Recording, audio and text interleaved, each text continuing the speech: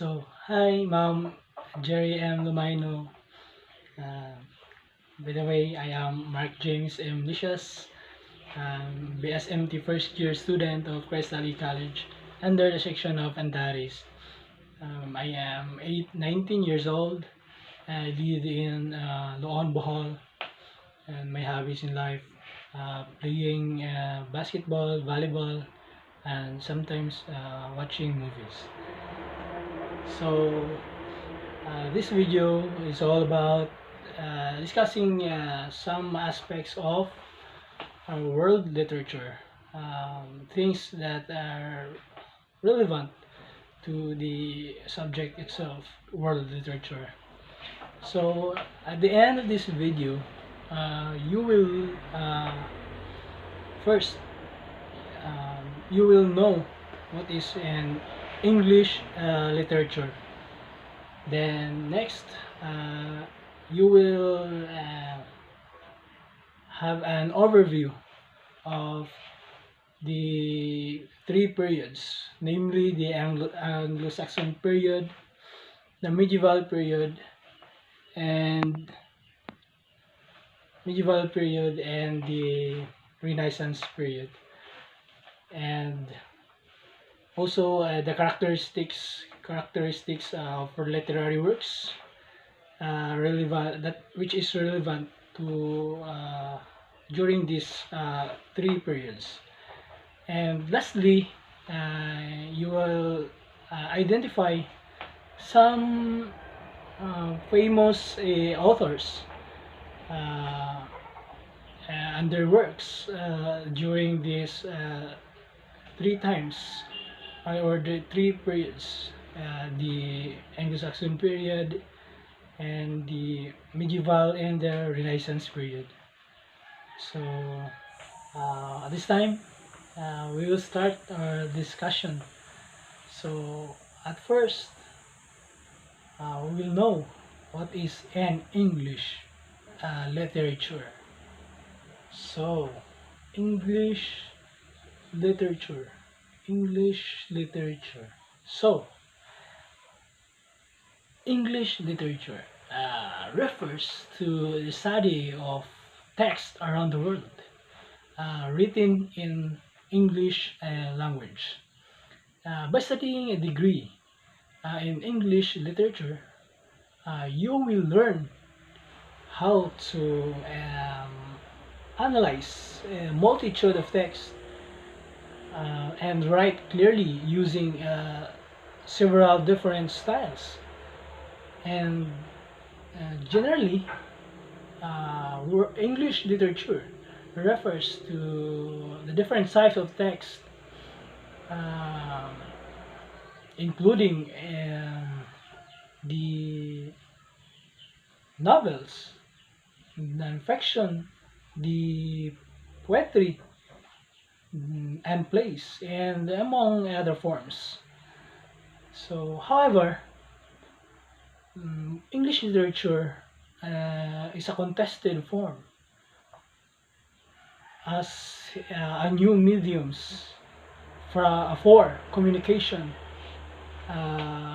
provide different types of contemporary literature. So next, we will discuss about an overview of the three periods: the Anglo-Saxon period, the medieval, and the Renaissance period, and also the characteristics of literary works that is which is relevant to each period. So first, we'll discuss a short overview of each period. So first is the Anglo-Saxon period. An overview of Anglo-Saxon period.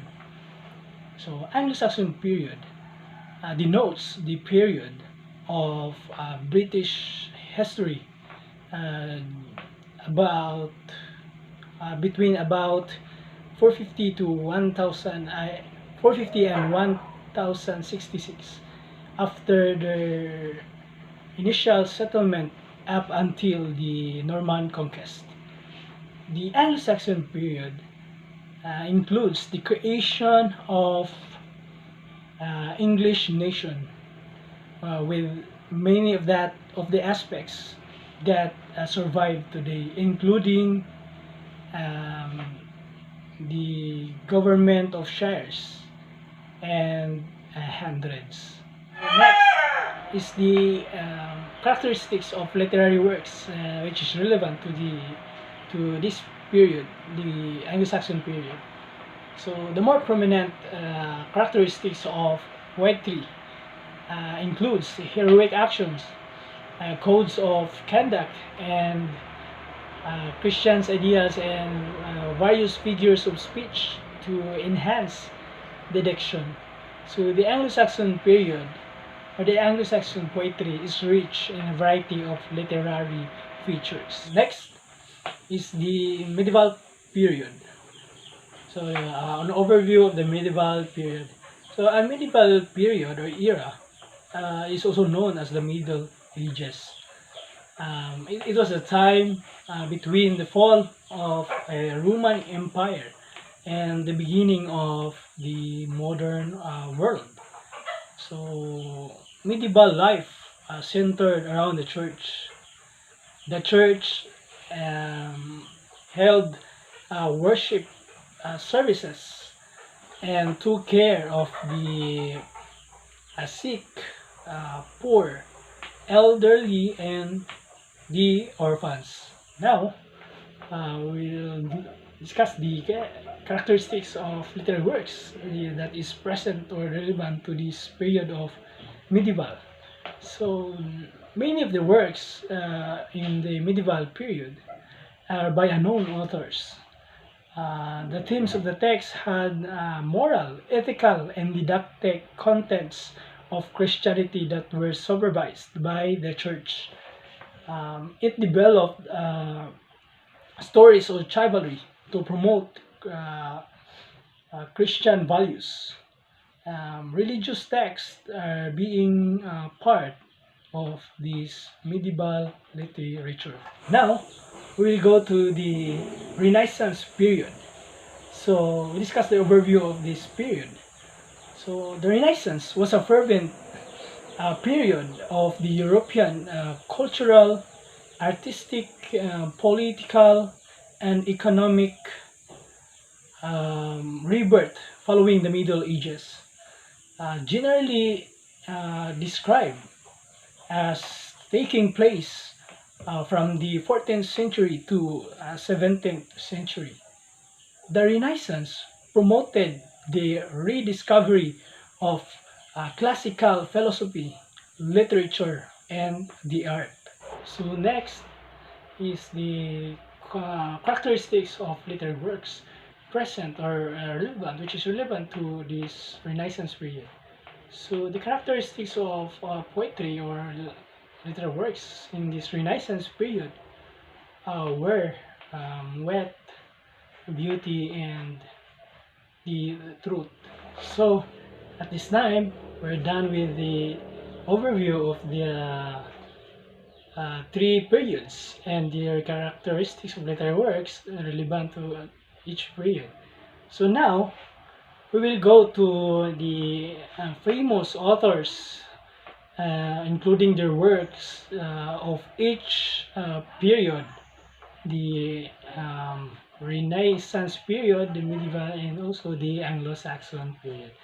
So, first, we will discuss the authors, the famous authors of the Anglo-Saxon period. There were many authors at this period, the Anglo-Saxon period, but I only choose five authors.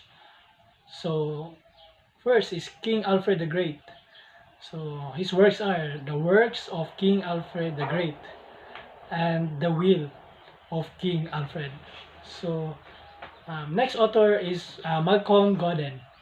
So his works are the Old English literature, from Anglo-Saxon to early Middle English, and the old English Boethius, and lastly the Anglo-Saxon England 13. So next author is Steinwolf. So his works are Ellen, so Christ the Two, and Juliana. So next author is William Sumner. So his works are The Antiquities of Canterbury and The Treatise of Gravelkind, both name and theme. And lastly, last author is Michael Lapidge. So his works, he has a lot of works, but I only pick a few of his works. So namely the Anglo-Saxon manuscripts, Anglo-Saxon library, Beowulf and the Old Germanic Metri, and lastly the Anglo-Saxon England 17. This time we will go to the famous authors of the medieval period. So like the Anglo-Saxon period, there were many authors in this period, and again I will only choose five of them, five famous authors of this period, the medieval period. So each authors have many works, but I only pick a few of their works. So start up with Giovanni Boccaccio. His works are the Decameron, the Elegy of Iametta, El Filocolo, famous women, and El Iametta. Next author is Dante Alighieri. So his works are the Inferno, the Divine Comedy, Circles of Hell, and Purgatory and Paradise. Next author is Thomas Malory. His works are The Winchester, The Holy Grail, King Arthur and His Knights, and the Death of King Arthur. So next author is Thomas Aquinas. His works are De Regno, Nature and Grace, Meditations for Lent, and Truth and the Disputed. Last author is William Caxton. So his works are The Test and Saying of Philosopher. And then next is the history of Reynard the Fox. And next is the game and play of chess. And lastly, the Caxton book of Cortesia. We're done to authors, famous authors of the medieval period. So now we'll go to the famous authors and their works of the Renaissance period. So like the past period, this period also have many philosophers, I mean many authors, but again I only choose five of them. And also each of the authors have a lot of works, many works, and I also pick few of their works. So first author is Niccolo Machiavelli. So his works are The Art of War, the Discourses on Levi, The Prince, the writings, the essential writings of Machiavelli, and the Florentine history. Next author is Francisco Petrarca. So his famous works is Triumphs, Thu, Consigny, That is his famous work. So next author is Martin Luther. So his works are the 95 Theses on the Jews and their lies, Concordia, the Word of God, and lastly the works of Martin Luther. So the next author is Thomas More. His works are The Sadness of Christ. Next is The History of King Richard III. The Last Thing, and lastly, The Last Letter of Thomas More. Last author is Johannes Gutenberg. So his famous work, or his major work, is the Gutenberg Bible, was also known as the 42-line Bible. Was considered as the first printed version of the Bible, and was been acclaimed for its high aesthetic and technical qualities. So that ends our discussion for the three topics.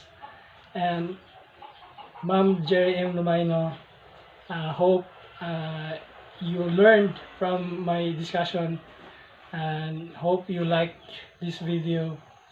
And that's all. Thank you, ma'am. God bless. God bless you, and keep safe always. Bye. Ever since the day that you